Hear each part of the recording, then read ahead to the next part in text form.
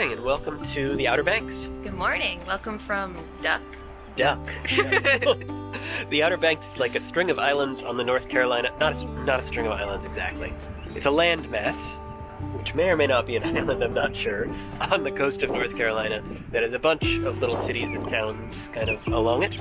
So one of the towns is called Duck, and that's where we are right now. So we're at the Duck Boardwalk, which is this wooden boardwalk thing that you can walk on the coast of the city or town of Duck. And today is our one day to explore the Outer Banks. We've been here for about a week now. We had to work all week.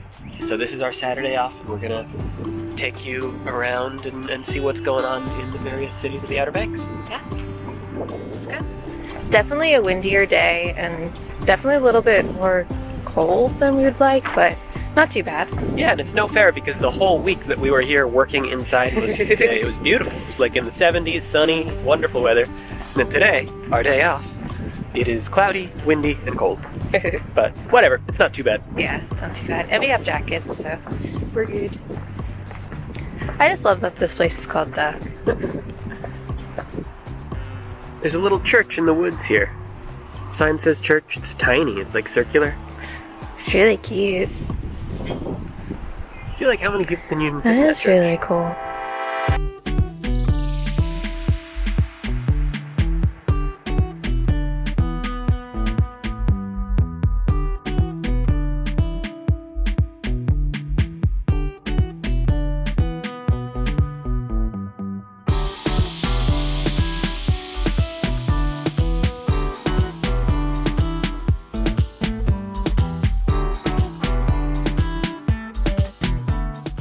So one of the interesting things about the Outer Banks, if you don't know already, is that it's kind of a strip of land in between the mainland and the ocean. So it goes like mainland, water, Outer Banks, ocean. So behind me here, if you can see, I hope you can, is the mainland, which is just across this like spit of water. And then on the other side of me is the bulk of the Outer Banks. And then on the other side of the Outer Banks is the Atlantic Ocean and Europe.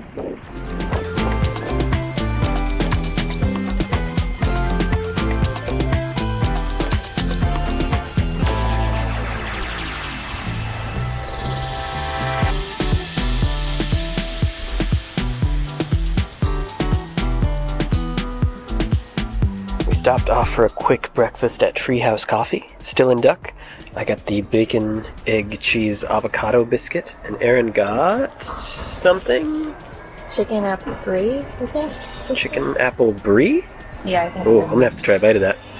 Plus cappuccinos. Very good. We were starving. Go for it. I might have to eat it with a fork, I think.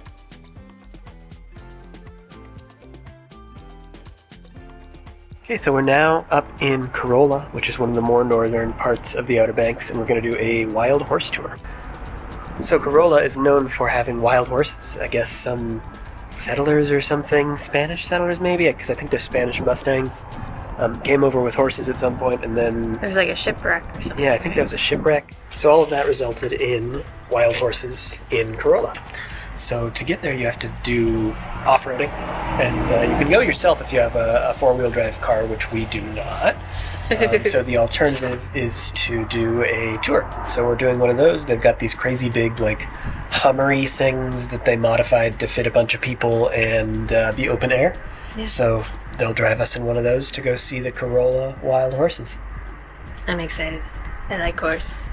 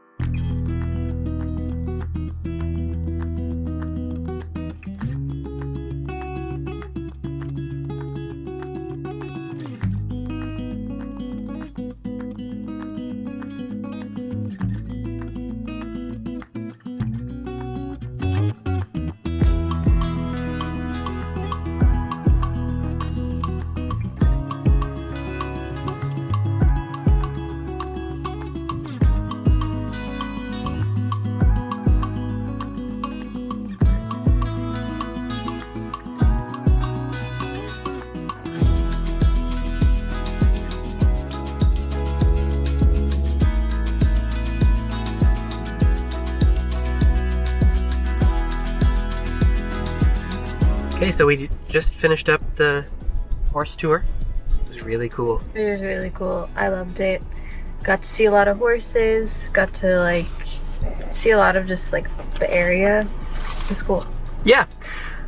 Even without seeing the horses, even if we hadn't seen any horses, it would have been cool just to like drive on the beach in that crazy Jeep thing, and then like there are houses back there that are like the only way to get to like all of these houses is to drive on the beach highway with a 4-wheel drive vehicle, and then the like roads around the houses are just sandy roads, and like it's basically like the houses are built on beach, on sand. So it's really cool to see. Yeah, it was crazy seeing like people just owning these like giant like cars with like with the wheels that are good for that sort of thing. Yeah, you had to have like sand vehicles just to live there.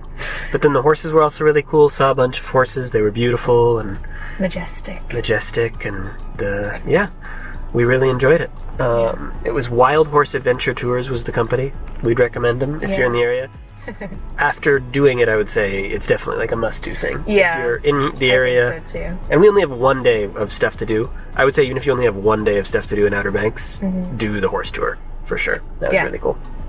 100%. And our guide was really good. Yeah. Was her name Cheryl? Cheryl. Our guide was Cheryl. She was great. So we actually have already driven and are now parked at the Wright Brothers National Memorial.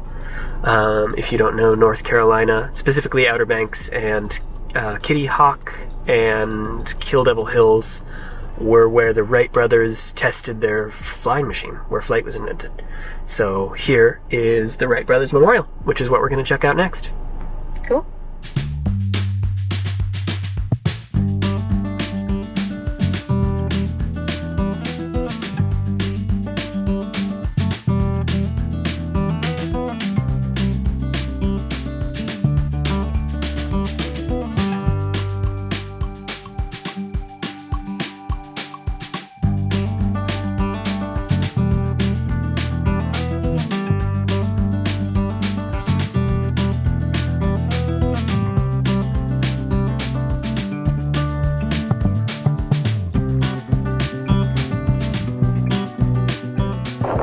Up to the top to the actual giant monument right there, which is extremely cool. Below us you can see kind of the whole field below. In the distance is the building, and then there's two little shacks you can kind of see down there, the reconstructed versions of the shacks where they lived and built the plane. And in that field on the left, I'm sure you can't see it because it's too small, there's some big rocks that show where they took off and landed on each of their first 4 flights.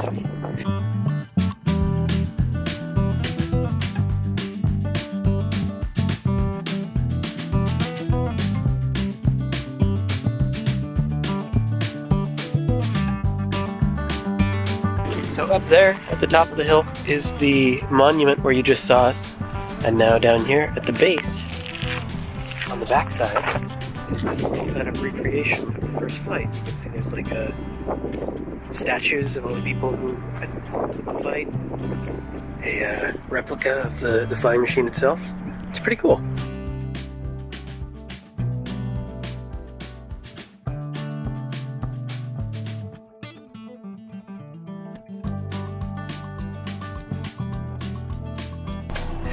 We just got done with the Wright Brothers Memorial, and it was really cool. We would recommend it, I think. Right? Yeah, I would say. It's not like with the horses I said I would say it's a must-do. This I'd say it's like, it's pretty good. It's worth doing if you've got time and you're interested in it. It's $10 per person. There is some like discounts if you're like a veteran or a senior. But I think it's pretty cool. It doesn't take very long. It took us probably about like a half hour to see everything. 45 minutes. 45 minutes. On to the next thing. Whatever. So our last tourist activity of the day is Jockey's Ridge, which is a national park or a state park, not sure, that is home to some pretty significant sand dunes. And we can see as we're coming around the corner here, we're kind of headed into sand dune area. Checking out the dunes.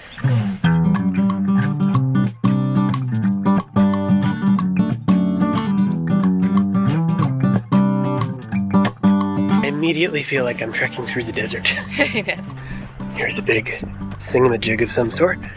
Mountains to sea trail. Not totally sure what that is. Aaron's getting in there. You like being in there?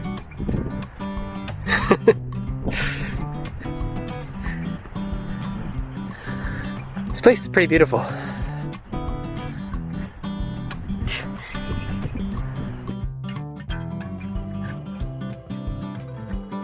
You enjoying your dune experience? Cute, dude. Interestingly, there's houses over there. Oh, there's even more stuff up here. I don't know what I was expecting about this. Yeah, I wouldn't say I was expecting this either. I feel like I'm on a beach, but there's no water. Just on a beach in the middle of land. So, like, the desert. I guess. But there's like stuff growing over there. It's not like a desert for real. I mean, the ground is kind of damp. Water's here. Okay, we made it to the top of the dune, which is actually pretty impressive. Really cool. Behind us on this side, you can see the ocean over that way. And then if you go and look around on the other side, you can see the ocean on that side. And then there's Aaron.